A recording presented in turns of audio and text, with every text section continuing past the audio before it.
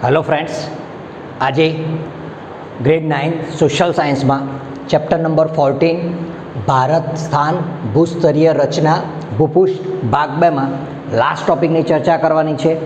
आना पहलाना टॉपिक में આપણે ભૂપૃષ્ઠની દૃષ્ટિએ કેટલા ભાગ પડે છે એ જોયા, ખડકોની માહિતી લીધી હતી, ભારતમાં કયા કયા ખનિજ તત્વો આવેલા છે એના વિશેની ચર્ચા કરી હતી। હવે આ ટોપિકમાં લાસ્ટ ટોપિકની ચર્ચા કરીશું, જમીન અને તેનું વિતરણ। આપણે આગળના ટોપિકમાં પણ જોયું હતું કે ભાઈ ભારતની અંદર જમીનના અસંખ્ય પ્રકારો પડે છે। આપણે 13મા ચેપ્ટરમાં માહિતી મેળવી હતી કે ભાઈ ભારતની અંદર જે વિશ્વના જે જુદા જુદા ખંડોનું વિભાજન થયું, એટલે કે ભૂસ્તરીય રચનાઓ જે રીતે થઈ, રૂપાંતરિત પ્લેટ દ્વારા, અપસારી પ્લેટ દ્વારા કે અભિસારી પ્લેટ દ્વારા, આ જે રૂપાંતર થયું એની અંદર જમીન નિર્માણ મહત્ત્વનું પરિબળ છે। કેમ? કારણ કે આપણે જાણીએ છીએ કે જમીન એ કંકર અને પથ્થરોની બનેલી છે। મેં આગળના વિડીયોમાં પણ જણાવ્યું હતું કે જેમ આપણી ચામડીની અંદર પણ બીજી એક વ્હાઇટ ચામડી અને એની અંદર નસો જોડાયેલી છે, એટલે કે એક લેયર સ્થપાયેલું છે, એમ જમીન ઉપર પણ એક લેયર એટલે કે પડ સ્થપાયેલું છે। આપણે જાણીએ છીએ કે જમીનની અંદર પથ્થર, કંકર, રેતી, માટી, ખડક તત્વો, સેન્દ્રિય પદાર્થો, ઢેફાઓ, જેને સાદી ભાષામાં કહીએ કે એની અંદર અસંખ્ય વસ્તુ હોય, આ બધી વસ્તુઓ જમીન અને તેના વિતરણ ક્ષેત્ર સાથે સંકળાયેલી છે। જમીન અને વિતરણ ક્ષેત્ર સાથે સંકળાવાનું કારણ કે જમીન એ મોટા ભાગે આપણને પોષક તત્વો પૂર્ણ પાડે છે, જેના દ્વારા આપણે ખેતી કરીએ છીએ, ઉદ્યોગો ચલાવીએ છીએ। અહીં તમને જમીનના મુખ્ય 6 પ્રકાર આપ્યા છે। આપણે આજના ટોપિકમાં જમીનના મુખ્ય 6 પ્રકારો વિશે ભણવાનું છે કે ભાઈ આ જમીનના મુખ્ય 6 પ્રકારોમાં કુલ 6 પ્રકારો આ પ્રમાણે છે। યાદ રાખજો કે એક્ઝામમાં તમારે આ પ્રશ્ન પૂછાઈ શકે છે કે ભાઈ ભારતમાં જમીનના મુખ્ય પ્રકારો જણાવો, તો જમીનના મુખ્ય 6 પ્રકારો છે। હવે વિતરણની વાત કરીએ તો વિતરણ એટલે જમીન સાથે જોડાયેલા જેટલા પણ પ્રકારો છે એ પ્રકારોમાં કેવી કેવી જમીન અને કયા કયા સ્વરૂપે જોવા મળે છે, કોનામાં ફળદ્રુપતા વધુ હોય છે અને કોનામાં ફળદ્રુપતા ઓછી હોય છે, એને જમીન વિતરણ તરીકે ઓળખવામાં આવે છે। આપણે જાણીએ છીએ કે ભાઈ જો ભારતના નકશા પ્રમાણે જોઈએ તો બધી જ જગ્યાએ સરખા પ્રમાણમાં જમીન જોવા મળતી, અમુક જગ્યાએ સારી જમીન છે, ફળદ્રુપ જમીન છે, અમુક જગ્યાએ રણ પ્રદેશ છે, અમુક જગ્યાએ મેદાન પ્રદેશ છે, જંગલ પ્રદેશ પણ વધારે જોવા મળે છે। તો આમ જમીન અને તેના વિતરણના આધારે જમીનના મુખ્ય 6 પ્રકારો છે। પહેલો ભાગ છે કાપની જમીન, બીજો છે કાળી જમીન, ત્રીજો છે રાતી જમીન, ચોથું છે લેટેરાઇટ એટલે કે પડખાવ જમીન, જમીન બદલતી હોય એને પડખાવ જમીન, પર્વતીય જમીન અને રણ પ્રકારની જમીનનો સમાવેશ થાય છે।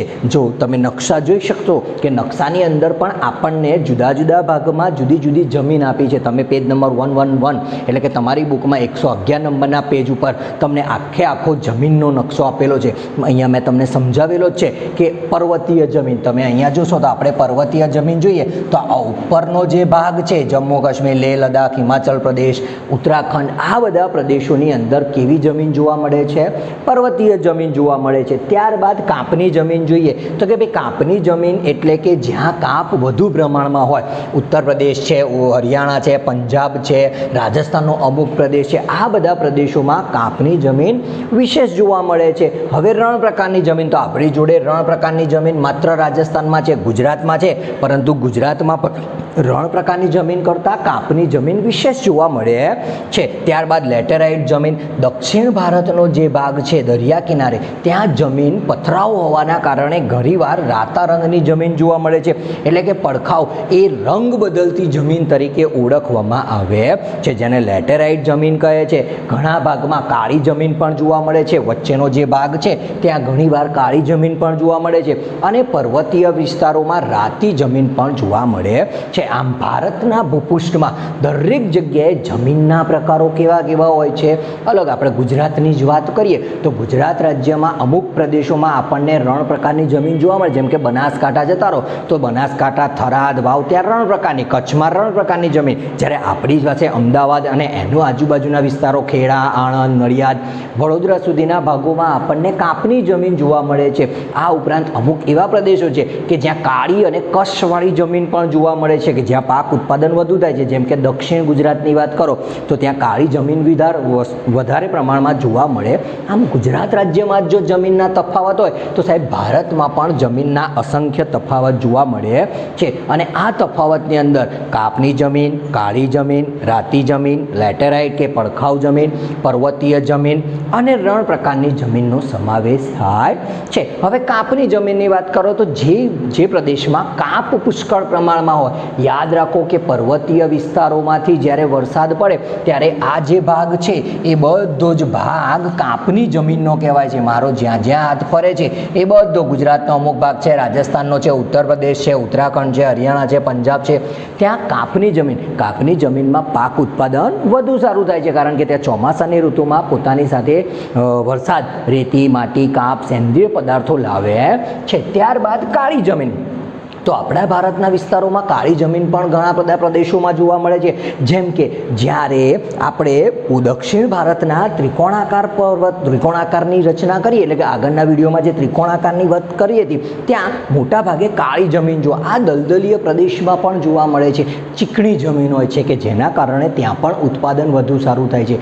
કાળી જમીનની ખાસિયત એટલી છે કે તે કાપની જમીન કરતાં વધારે પ્રમાણમાં પાણીનો સંગ્રહ કરી શકે છે. પરંતુ કાળી જમીનમાં જો પોષક તત્વો ના હોય તો પાક વધુ સારો થઈ શકતો નથી. એટલે ઘણીવાર કાળી જમીનમાં પાક સારો નથી હોતો અને ઘણીવાર કાપની જમીનમાં પાક સારો થાય છે. પરંતુ કાપની જમીન અને કાળી જમીન બંને એકબીજાના સરખાપણામાં જોવા મળે છે. કાપની જમીનમાં પણ ફળદ્રુપતા વધારે હોય છે. જેમ કાળી જમીનમાં આપણે જાણીએ છીએ કે ઘઉંનો પાક કાળી જમીનમાં વધુ પ્રમાણમાં લેવામાં આવે છે અને કાપના પાકમાં પણ ઘઉંનો પાક સારો એવો લેવામાં આવે છે. ત્યારબાદ રાતી જમીનની વાત કરો તો કે પર્વતીય વિસ્તારોમાં ઘણા લાલ રંગના પથ્થરો હોય છે. આપણે જોઈએ છીએ કે ઘણા બધા, આપણે જો અરવલ્લીની ટેકરીઓ બાજુ જઈએ, અંબાજી પર્વત, દાતા પર્વત બાજુ જઈએ તો ત્યાં આપણને લાલ રંગના પથ્થરો જોવા મળે છે. આ પથ્થરો એટલે રાતી જમીનના પથ્થરો કહેવામાં આવે.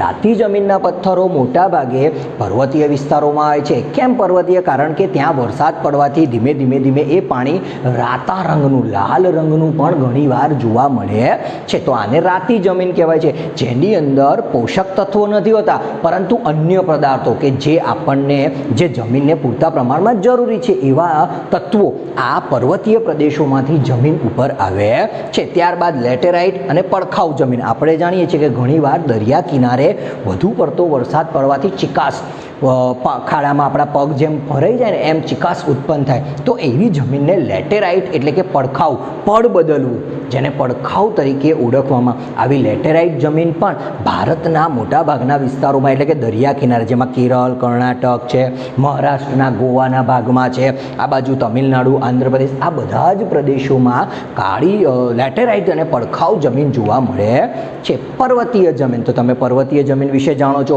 કે ભાઈ ભારતના ઉપરના ભાગમાં, એટલે કે ઉત્તર ભારતથી શરૂ કરો અને પૂર્વ ભારત સુધીના મોટા ભાગમાં પર્વતીય જમીનો જોવા મળે છે. આ જમીનમાં પણ ઉત્પાદન વધુ સારું, પણ અહીંયા શુષ્ક એટલે કે ઠંડી આબોહવા વિશેષ જોવા મળે છે. આથી ત્યાં ઠંડીમાં ઉત્પાદન થતા પાકો વધુ પ્રમાણમાં લેવામાં આવે છે. આથી આ કેવી જમીન છે? પર્વતીય જમીન છે. ત્યારબાદ રણ પ્રકારની જમીન આવે છે કે આપણી જોડે બે, એક તો ગુજરાત રાજ્ય અને રાજસ્થાન, જેને મહામરુસ્થળ તરીકે પણ ઓળખવામાં આવે છે. તમારે એક્ઝામમાં પૂછાય કે ભાઈ રણ પ્રકારની જમીન ક્યાં આવેલી છે, તો રાજસ્થાન, જેનું સ્થળનું નામ છે મહામરુસ્થળ, કે જ્યાં માત્ર રણ પ્રકારની જમીન, ત્યાં કંઈ ઉત્પાદન થઈ શકતું નથી. આપણા ગુજરાતમાં રણ પ્રદેશ છે કે ભાઈ આપણે એને ખારો પાટ કહીએ છીએ, કચ્છનો રણ પ્રદેશ, પરંતુ ત્યાં પણ અત્યારે હાલ સિંચાઈની સુવિધાઓના કારણે ઉત્પાદન તો થાય છે, ખેત ઉત્પાદન કરવામાં આવે છે. પરંતુ રાજસ્થાનના રણ પ્રદેશમાં ઉત્પાદન થતું નથી. હા, થોડા ઘણા ભાગમાં જે શહેરોથી નજીકની જમીન છે ત્યાં ઉત્પાદન થઈ શકે છે, પરંતુ દૂરના વિસ્તારોમાં તમે જેમ જેમ જાઓ ત્યાં ઉત્પાદન થઈ શકતું નથી. તો આમ જમીનના પ્રકારો 6 છે કે જેમાં કાપની જમીન, કાળી જમીન, રાતી જમીન, લેટેરાઇટ જમીન, પડખાઉ જમીન અને રણ પ્રકારની જમીનનો સમાવેશ થાય છે. તમે નકશામાં પણ જોયું હશે કે કઈ કઈ જગ્યાએ રણ પ્રકારની જમીન, કઈ જગ્યાએ રાતી, લેટેરાઇટ, પડખાઉ વગેરે જમીનો આપણને જોવા મળે. બધી જ જગ્યાએ સરખા પ્રમાણમાં જમીન હોતી નથી. તો આમ આપણે આજે આ ચેપ્ટર 14નો છેલ્લો ટોપિક ભણી લીધો, જમીનના મુખ્ય 6 પ્રકારો. અહીં આપણું ચેપ્ટર 14 ક્લિયર થાય છે, એટલે કે chapter 1, chapter 8, chapter 13 and chapter 14 ચાર ચેપ્ટર આપણા પૂરા થયા છે. હવે આ ચાર ચેપ્ટરનું રિવિઝન પણ ધીમે ધીમે કરતા થઈશું અને સાથે સાથે ચારે ચાર ચેપ્ટરના સ્વાધ્યાય પણ ક્લિયર કરીશું. આ ચેપ્ટર પૂરું થઈ ગયું છે એટલે હવે હું તમને આ ચેપ્ટરના બધા જ મુદ્દાસર પ્રશ્નો અને ટૂંકા પ્રશ્નો પણ મોકલી આપીશ. એ પણ તમે તમારી નોટબુકમાં નોટ ડાઉન કરી લેજો. ના ખબર પડે તો આપણે જ્યારે લાઈવ સેશનમાં મળીશું ત્યારે આના વિશે આપણે ચર્ચા કરીશું. હવે વાત કરીએ આપણે આ ચેપ્ટરમાં કયા કયા મુદ્દા જોયા હતા. તો સૌથી પહેલું જોયું હતું કે ભાઈ ભારતના ભૂપૃષ્ઠની દ્રષ્ટિએ 5 પ્રકાર પાડવામાં આવે છે. ત્યારબાદ આપણે એ 5 પ્રકારોની ચર્ચા કરી હતી. ઉત્તરનો મેદાન પ્રદેશ, ઉત્તરનો પર્વતીય પ્રદેશ, રણ પ્રકારનો પ્રદેશ, દ્વીપકલ્પીય અને તટીય મેદાન પ્રદેશ. આ ઉપરાંત આપણે ખડકોની પણ ચર્ચા કરી હતી કે ભાઈ 3 પ્રકારના ખડકો વિશે ચર્ચા કરી હતી. આગ્નેય ખડક, પ્રસ્તરેય ખડક અને રૂપાંતરિત ખડક. જમીન નિર્માણ જોયું, એની સાથે એ ખડકો પણ જોડાયેલા છે. જેમ કે કાપની જમીનની વાત કરીએ તો કાપની જમીન એટલે 2 પ્રકારનો કાપ આવે, ખદર અને બાંગર. બરાબર, કે જૂનો કાપ અને નવો કાપ. વરસાદની સિઝન પૂરી થાય એટલે કે વરસાદ પડીએ ત્યારની નવી જમીનનું જે નિર્માણ થાય એને નવો કાપ કહેવામાં આવે છે. અને વરસાદ પડી ગયા પછી શિયાળા કે ઉનાળામાં જે જમીન રહે એને જૂનો કાપ કહેવામાં આવે. બંને ફળદ્રુપ જ હોય છે, પરંતુ નવો કાપ વધારે પ્રમાણમાં ફળદ્રુપતા લાવે છે.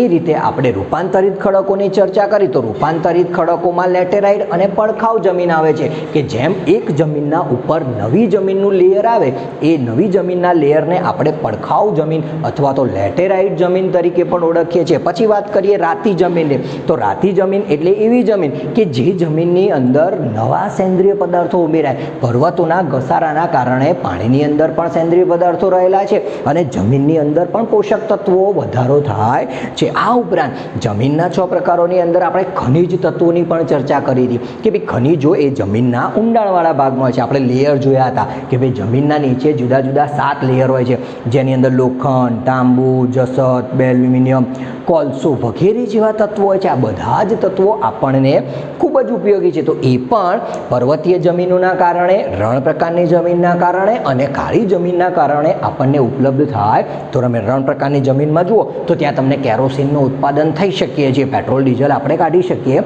એટલે કે હોય તો ત્યાંથી આપણે એનો ઉપયોગ કરી શકીએ. પર્વતીય જમીનોના ઘસારાના કારણે પણ આપણે જુદા જુદા આપણે જાણતા કે પર્વતો નિર્માણ પામે ત્યારે કાર્બનિક હીરાઓ પણ મળે છે. આ બધા ખનિજો પણ જમીનના મુખ્ય પ્રકારો સાથે સંકળાયેલા છે. એટલે કે જો જમીનના 6 પ્રકારો હશે તો આપણને આગળના જેટલા પણ ટોપિક્સ છે, ખનિજ છે, ખડક તત્વો છે, આ બધા વિશે માહિતી આરામથી મળશે. એક્ઝામમાં તમારે આ પ્રશ્ન પૂછાઈ શકે છે કે ભાઈ જમીનના પ્રકારો સવિસ્તાર સમજાવો, તો તમારે 6 પ્રકાર સમજાવવાના.